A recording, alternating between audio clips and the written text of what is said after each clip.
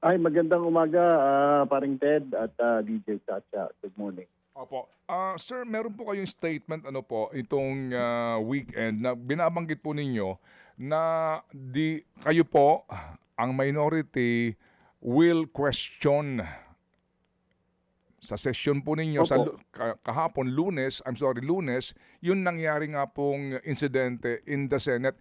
Nag-abang po kami nung Monday and even yesterday, parang wala pa po yatang tumatayo concerning that, sir. I believe mamaya pag-uusapan yan na paring Ted siguro before may plan caucus po yung minority before the session mamayang hapon pag-uusapan yan. Pero to my understanding kasi over the weekend na may tatayo at magka-question lalo pat kagabi paring Ted lumabas na nga sa video yung pinisinta po ng DILG doon sa CCTV na wala talagang putukan or exchange of gunfire, kundi parang isang side lang nagpaputok. So, yun po yung gusto nating tanungin mamaya sa floor.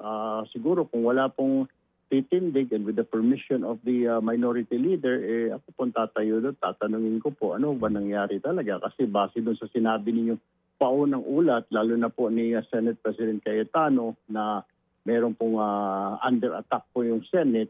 Pero doon po sa video na ipresenta kahapon po ng DILG at PNP, mukhang wala naman po. Mukhang isang direksyon lang po yung pagpaputok. So, kailangan po nating malinawan at matanong, paring Ted. Opo. Sige po. So mamaya po, sir, dadaan muna kayo sa Minority Caucus para pag-usapan ito. Meron ho bang mga, kung inyong mamarapatin lang, meron ho bang mga ayaw na ba itong pag-usapan? Meron ba mga ganong issue na kasi nga po nalagay po sa bad light ang Senate at mas mainam kung hindi na lang po ito balikan? Ano ho bang sabi-sabi? Hindi po eh. Kailangan po talaga natin ng straight answers po dahil nagtatanong din po yung taong bayan. I mean, nagsalita po yung bilang Senate President, bilang leader po namin, si Senator Alan Peter Cayetano, na una niya pong sinabi na nagkaroon po ng putukan, under attack po ang Senate. Hindi ko lang ho alam. Kaya kailangan ho natin marinig ang paliwanag niya po mamaya base sa report ni Sergeant Atanza Plasca. Baka mali din po ang report sa kanya ni Plasca. Sinabi na under attack ang Senado. Yung pala, mukhang lumalabas na ngayon sa CCTV. Hindi naman po. Isang direksyon lang yung putukan galing po sa amin sa loob, sa Senate. So, gusto po malinawan ng mga kababayan natin. At saka gusto ko rin hong malinawan at tatanungin ko po mamaya kung wala pong titindig, bakit po nasabi kaagad nila na may kinalaman kami sa putukan na yon dahil maaga kaming umalis. Wala na pong caucus sa paring Ted eh. Kasi nung umaga, sabi po sa amin, all members caucus. Ibig sabihin, minority, majority. Banda pong alas 4, binago po yun. Ang sabi po sa COS ko, sabi hindi, majority na lamang. So ano pang gagawin na Manong Ted kung hindi naman kami kasama sa caucus? So we might as well go home, paring Ted. Opo. Sir, yung pong nangyari nga ano, at that time po naman wala pang suspension order from ombudsman labang kay Ginoong Aplasca. Ano ho ba ang standard diyan sa Senado or sa Kongreso for that matter, yung after operations report? Alam niyo ho 'yon, 'di ba? Kung ikaw yung OSAA, gagawa ka ng official report. Sa inyong version ano ba nangyari? May ganun ho bang ginawa si Ginoong Aplasca? Meron bang ganong isinumite sa mga miyembro ng Senado? Wala nga po, paring Ted eh. Wala hong gano'n. Nag-aantay din kami sa minority. Hindi ko alam kung binigyan sila sa majority. Mukhang wala din yatang report the following day or Monday. Hindi ho kami binigyan ng report kung ano ho talaga ang nangyari. Yung report na nakukuha lang namin ay sa media po. At saka ika nga sa social media, sa mga radio, TV, sa mainstream media. Yun lang ho nakukuha ho namin. Opo. Sa ngayon ho ba, sir, after the press con kahapon sa Malacanang, na inyo rin po siguro napanood na at nabalitaan, meron ba hong nakakuha ba kayo ng kopya? Kasi meron silang actually extensive na pati timeline, etc. May kopya na ho kayo ng report nila mismo officially? Wala pa? Wala pa po. Yun nga po yung kailangan ho namin pag-usapan na mamaya, Manong Ted, Mm. tungkol ho dyan. Kung mag-aantay din po yung minority ng report. Kasi ang isa po dapat namin tanungin, kasi sabi po, joint daw po yan, yung DILG mag-isasagawa ng investigasyon. Mm. Ang Senate meron din. Gusto ko namin malaman sa minority, ano nangyari doon sa resulta ng investigasyon din ng Senado na ipinag-utos po ng aming Senate President. Opo. Kapag ho ganyan na kung sakali po sa inyong pagtayo, kung mamarapatin lang po ninyo, Senator Erwin, pagtayo po ninyo, on what privilege? On what Most account? Opo. Go ahead. it's a manifestation po. Anytime naman po siguro Mm. after the roll call, pari na pong tumayo at magmamanifest po na we need an explanation. Ano ho talaga nangyari? Yun po ang gagawin po namin. Kung hindi po ang minority leader namin ang tatayo, ako po ang tatayo siguro mamaya para tanungin po ang Senate President. Dahil sabihin ko, kakaiba yung statement na inilabas ninyo at official statement na Senado yung bilang Pangulo ng Senado. Iba naman yung sinasabi ngayon ng DILG, ng Executive Department. Ano ba talaga? Yun ang gusto natin malaman. Opo. Sir, dito po sa ano no, sa inyong napanood na report, mga nasa pahayagan, etc. Kayo ho ba, sir? Again, ano po, kung mamarapatin po ninyo, Senator Erwin, did you care to at least visit the site kung saan po naandun yung mga NBI agents at nandoon kung saan daw ho nagbukas ng pinto si Aplaska at nagpaputok po ng warning shot? Hindi ko na ho binisita, paring Ted, pero base po doon sa extensive naman po yung coverage, pati po yung NBI, meron din po silang mga video na inilabas sa social media at sa mainstream media. So, tinignan ko na lang, kinumpara ko na lamang ho, sinasabi nga na wala naman hong parang galing na mga paputok o basyo. Actually, parang Ted, Thursday pa lamang, no, in-interview tayo ng media after that incident.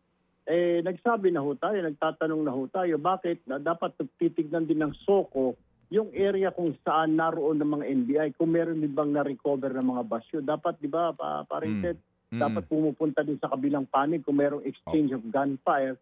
Dapat may mga basyo din mapupulot sa kabila. Parang wala yata, parang Ted, ang mga basyo na pulot dito sa loob ng Senado. Opo, meron po din may actually report din po mismo ang PMP kung ilang mga basyo, anong mga basyo at yung mga barel na pinanggalingan except yung kay Aplaska daw po na hindi sumipot sa PMP to surrender yung kanyang ginamit na firearm. Ang punto lang po kasi nga doon, Senator, unang-una ay yung bang lugar kung saan naka-standby ang sinasabing NBI agents at nagbabantay because nga daw po sa panawagan mismo ng GSIS management na tulungan sila to secure the area kasi baka daw magkaroon quote-unquote ang people power, ay yung bang area yun, whose control? Sino ang may jurisdiction doon? GSIS ba? Yung ba perimeter po GSIS ang may hawak? O hawak pa rin po ng Senado? Hindi. Opo. Senado po, parang Ted, kasi base sa explanation naman, ang may susi lang po, ang makakabukas ay yung Senado. Galing sa Senado, hindi po galing sa GSIS. And base po sa explanation ng NBI, kaya po binabarena yung para lalagyan po nila ng bars. Kung gusto pong wasakin po yung pinto, dapat ginamitan po nila ng crowbar para matanggal po yung lock, makapasok, may access sila. Hindi po Ang susi lamang ay galing po sa Senado. The only way to makadaan ka, galing ka sa GSIS, bubuksan mo from the Senate. Opo. Ganun po yun That is the ground floor, Senator. Yung pong merong drilling na sinasabi. Sa ground floor yon. Opo. Ang aking tinutukoy po, yung second floor area ba na kung saan nga pinaputukan ni Aplaska yung mga NBI. Kasi ang report...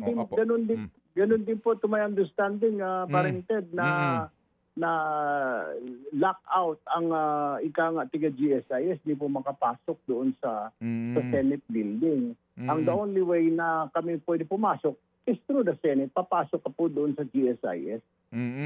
Opo, ang sabi po, anyway, kasi po kahapon sa report, nalinaw na that area pala ay GSIS area. Kumbaga, yung mga ahente ng NBI na andoon sa area na sakop pa ho ng GSIS at hindi pa nga daw Senado kasi ang claim nila Aplaska nasa sila area ng jurisdiction ng Senado. Well, anyway, ito nga po nga ay meron ng report ngayon. So sir, ang kung sakasakali po ba pagtayo po ninyo, kasi po ang hinihingi ng iba ay magkaroon ng independent investigation. Kung sakasakali po, kayo ngayon na meron na pong report, partially ho kahit papaano, ang PNP at saka DILG, wala hong involvement dito ang NBI, kung kayo pong tatanungin, kung mag-iimbestiga, kung meron pa pong mag-iimbestiga, sino ho kaya ang karapat-dapat ngayon dito?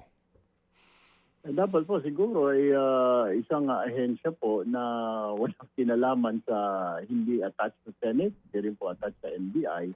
Siguro po isang body na i-establish o itatatag ng pamahalaan para makuha po natin yung totoong storya. Kasi siyempre, yung sa executive, iba naman po yun, iba yung kikwento noon. Dito sa amin sa Senate, iba rin. Pero kung ako tatanungin paring Ted, kailangan siguro ng isang independent body siguro talaga ang mag-iimbestiga dyan aside from the PNP. Siguro baka po pwede yung ating AFP, may mga investigador naman sila dyan, may mga members sila ng intelligence community, baka pwede dahil yung AFP po hindi naman po kasama dyan, hindi po sila privy dyan sa nangyari na yan. Pero kung to think of it din, meron din naman kasi lang contingent na Philippine Marines dyan sa Senate. So, ewan ko paring Ted kung sino ang pwedeng itap ng gobyerno ngayon at this point para mag-imbestiga. Opo, pero hindi sa inyo bang palagay, kung sakali man po, no, itong inyong napanood mismo po na perhaps clips no, ng press con kahapon, hindi ba ho kaya, tingin niyo po ay competent na or impartial na ang ginawang investigasyon po ng PNP dito po sa kanila po? Kasi ang PNP nag-imbestiga and they gave the report to DOJ for proper disposition. Will that, hindi pa ho kayo kontento sa PNP na lang po mag-imbestiga? Ted, kung ako tatanungin mo, lumalabas kasi sa report, nung unang report pa lamang, nung Sigwada, immediately after ng putukan, lahat po ng reports po ng media, parang lumalabas na isang lugar lang nang galing ang putukan, dito lang sa loob ng Senado. So tama naman po yung report ng media natin na galing ang putok sa loob ng Senado. Kung ako po tatanungin, siguro para makalma lang ho siguro, parang kaya ako nasabi na isang independent body, parang yung kabilang grupo naman, masatisfied din, siyempre isipin nila na kayo nagtatakipan dahil sa gobyerno kayo, etc. Kayo minority, identified kasi ganito. But as well, siguro, isang independent body na hindi siya pro-admin, hindi rin siya pro-Duterte, kumuha ng isang independent group na mag-imbestiga. Para masatisfy lang po, dahil yung may nababasa na po ako ngayon, Marin Ted, kanina pang umaga, siguro sa kabilang grupo, yung kabilang kampo, at nasisinungalingan nyo, sinasabing gawa-gawa, nag-usap na para ganoon na lumabas na masira, yung liderato ni SP Cayetano. Ano mag-usap-usap na? Ano ho yun? Baka nag-usap-usap na raw, yun po yung nababasa ko po sa social media ngayon na baka nag-usap-usap na raw yung mga ahensya ng gobyerno, parang lalong sirain itong mga majority bloc. Wala naman hong ganon, hindi ko alam kung may ganon. Pero sa tingin ko po, yung report pa lang kaagad ng media immediately after the incident, talagang lumalabas na po. Malino, tayo paring Ted, tayo mga nasa media, alam naman ho natin yung totoong mga balita or yung mga pekendos na balita. So far, nandoon po yung media, so paano po magsisinungaling ho yun?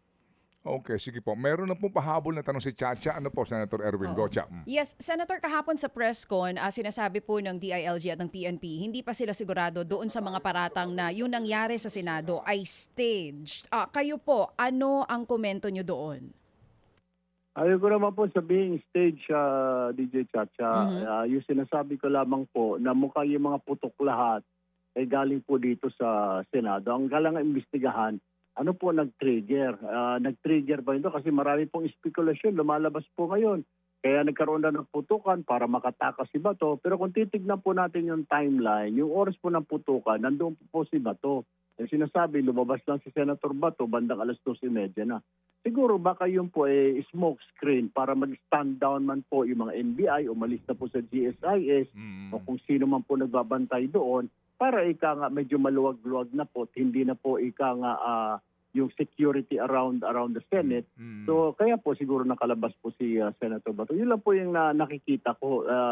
Maaaring ginamit yun na smoke screen or to divert attention. Pero not necessarily sa oras na yon ginamit yung para makalabas si Senator Bato kasi alas 2:30 pa naman lumalabas sa timeline, lumabas po siya ng Senado. So palagay ko parang to stand down lang siguro para back to barracks yung mga NBI or what have you, kung sino man po doon, para medyo lumuwag yung security sa perimeter po ng Senado. Oo. So, balikan ko po yung sinabi nyo, smoke screen ginamit yung insidente, smoke screen sa pagtakas. Paano po ulit? Parang ganon, hindi, pero not necessarily that very same moment umalis po si Senator Bato. Parang ginamit smoke screen po yon para yung attention po ma-focus dun sa barilan, ma-focus po. Lahat po tayo nakagludo doon na lumalabas po very first a few moments after that incident. Nagka-exchange of gunfire. Ang ating mong paliwanag dahil sabi po ni SP Cayetano, we are under attack. So akala nga po talaga namin kahit kami sa minority, ba't naman gano'n? Ba't naman nilusob ng NBI ang Senate? Wala nang respeto. Pero malinaw po lumalabas ngayon, hindi naman po nilusob. So yung conclusion, sa akin lang naman po ito, tinitingnan ko na maaaring pong smoke screen ho yun. Kasi alam ho natin na mahigpit, nandun ho yung NBI, bago po yung putukan, nandoon sila dahil naantabayan na si Bato. After that po, mukhang nag-stand down po ang NBI. Iba po, umuwi na sa kanilang mga barracks, headquarters po nila. So wala pong natira. Kaya nagkaroon po ng lax doon sa security, sa perimeter po ng Senado. Kaya nakalabas po ang Senador De La Rosa. Oo. Senator, how do you feel now na hindi lang dito sa Pilipinas, maging internationally, pinag-uusapan ngayon ng Senado at ito po ang imahe ng buong Senado sa ngayon dahil sabihin na natin involving one senator, Senator Ronald Bato de la Rosa? Hindi, may mga kaibigan ho ako at kaanak na tumawag din ho. Sabing gano'n na nasa balita nga po, nasa kung ano-ano mga EBC, CNN, BBC. Yun po nangyari ho dito na lalong nawala ng credibility daw.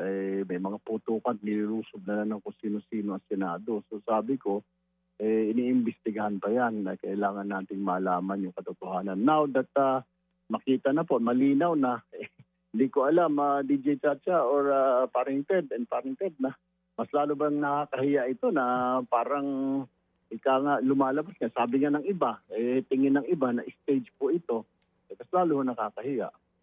Sige po. So, Senator Erwin, aantabay po kami mamaya sa inyo po sinasabi nga na inyo pong paggamit ang inyong pribilehiyo para maghayag ng inyo pong kaisipan at damdamin dito po sa napaka-importanteng isyong ito na damay po tayong lahat.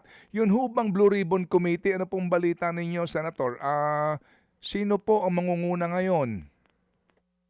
Wala pa pong binibigay, Paring Ted. Ang inuna lang muna ay yung mga komite ng defense, si Senator Jinggoy po yun, wala pa hong binabanggit tungkol po sa Blue Ribbon. Ang binanggit din yung Health, Committee on Health, si Senator Bongo. Pero dito po sa BRC, wala pa po silang binabanggit. Isa po sa mga importante po yan na komite. Sige po. So again, sir, salamat po ha. Despite your very busy schedule this morning, kami po'y nakasingit sa inyo at muli kaming tatawag po at manonood kami mamayang hapon sa mangyayari po sa plenaryo. Salamat, sir. Maraming salamat, Paring Ted, DJ Chacha. Good morning. Thank you. Mga kapatid, patuloy po kayong tumutok sa 105.9 True FM para sa totoong balita, impormasyon, music and entertainment. Mag-subscribe sa aming YouTube channel at podcast at sundan nyo kami sa Facebook, Instagram, X at TikTok sa True Network PH. Bisitahin din po ang aming official website, truefm.ph. At panoorin din kami sa True TV Signal, Channel 19. Kami po ang 105.9 True FM. Laging true sa'yo, kapatid.